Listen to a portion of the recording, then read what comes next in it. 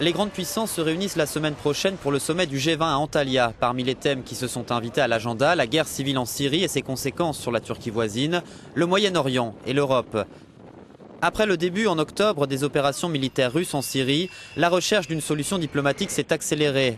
La Turquie veut proposer la mise en place d'une zone protégée en Syrie. D'après l'universitaire Menzur Akgun, l'économie mondiale ne peut pas être le seul thème abordé lors du G20.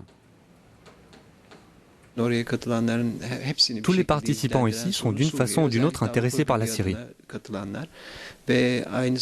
Pour les membres de l'Union européenne, les États-Unis et la Russie, les développements en Syrie sont un problème commun. Le sommet va avoir lieu dans une ville proche de la frontière syrienne.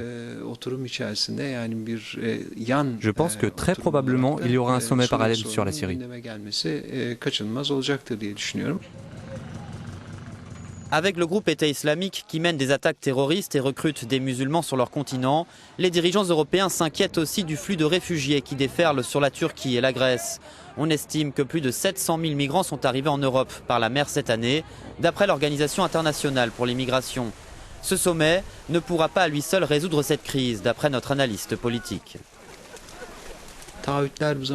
Il y a eu beaucoup de promesses dans le passé, mais jusqu'ici, moins de 400 millions de dollars ont été versés, d'après ce que je sais. Je ne pense pas qu'il y aura plus d'aide.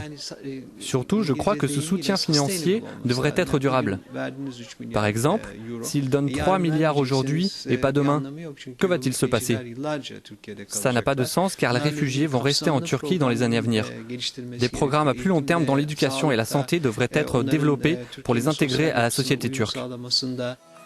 La Turquie se prépare depuis plus d'un an à ce sommet. De nombreux groupes se sont réunis. Le C20, plateforme pour les organisations de la société civile, craint que ces travaux n'arrivent pas jusqu'aux dirigeants.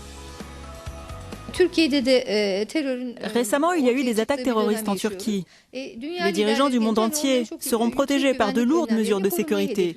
Cela réduit les contacts entre le peuple et les dirigeants. Et en tant qu'organisation de la société civile, nous allons porter des messages.